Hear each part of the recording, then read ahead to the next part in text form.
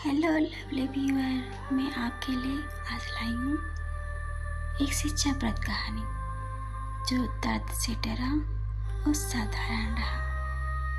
तो चलते हैं कहानी की ओर। एक गांव में एक मूर्तिकार रहता था जिसका नाम मोहन था। वह मिट्टी की मूर्तियाँ बनाने में बहुत माहिर था। उसकी बनाई गई हर मूर्ति सजीव लगती थी। एक बार उसे गांव के मुखिया ने एक बड़ी और सुंदर मूर्ति बनाने का काम दिया। मोहन खुशी खुशी काम में जुट गया। उसने जंगल से बेहतरीन मिट्टी और सामग्री इकट्ठा की।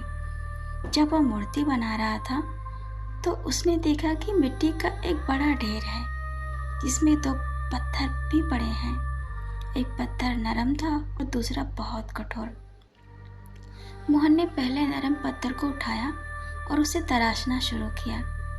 नरम होने के कारण वह पत्थर आसानी से कट गया और कुछ ही देर में एक सुंदर आकृति में बदल गया।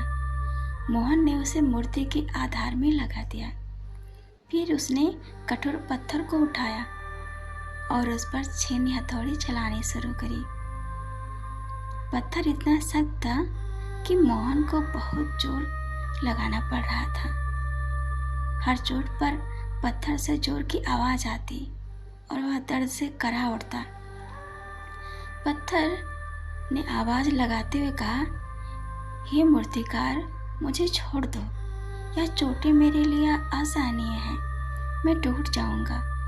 मोहन ने दयालुता से कहा, अगर तुम अभी ये चोटें सह लोगे तो तुम एक सुंदर और मजबूत मूर्ति का हिस्सा बनोगे और लोग तुम्हारी पूजा करेंगे। अगर नहीं सहोगे तो किसी काम के नहीं रहोगे। परंतु पत्थर दर्द से इतना डर गया था कि उसने जोर जोर से विनती की और मोहन से खुद को छोड़ देने को कहा। आखिरकार मोहन ने उसे छोड़ दिया और वह कठोर पत्थर एक कोने में पड़ा रहा। मोहन ने नरम पत्थर को ही सहारा बनाकर अपनी अद्भुत मूर्ति तैयार की और मुखिया को सौंप दी। मुखिया मूर्ति देखकर बहुत प्रसन्न हुआ और गांव वालों ने उसका स्वागत एक भव्य समारोह से किया।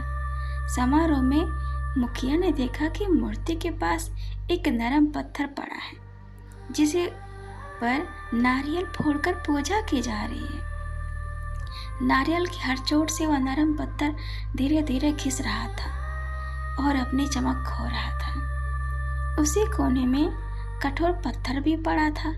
मुखिया ने उस कठोर पत्थर को उठाया और उसे मूर्ति के ठीक सामने लगा दिया ताकि लोग उस पर पैर धो सके और उस पर बैठ सके।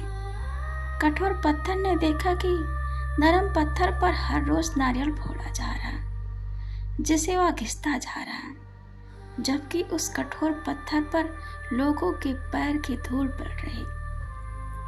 कठोर पत्थर को अपनी गलती का एहसास हुआ। उसने सोचा, काश मैंने उस दिन मूर्तिकार की चोटें सह ली होती तो आज मैं भी मूर्ति का हिस्सा होता और मेरी पूजा होती।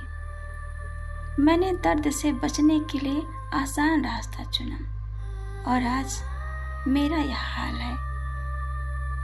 सीख, जीवन में कठिनाइयों और चुनौतियों से बचने की कोशिश नहीं करनी चाहिए। जो लोग चुनौतियों का सामना करते हैं और मेहनत की चोटों को सहते हैं वे ही जीवन में सबसे उच्च स्थान पाते हैं और मूल्यवान बनते हैं। आसान रास्ता अक्सर हमें साधारण बना देता है।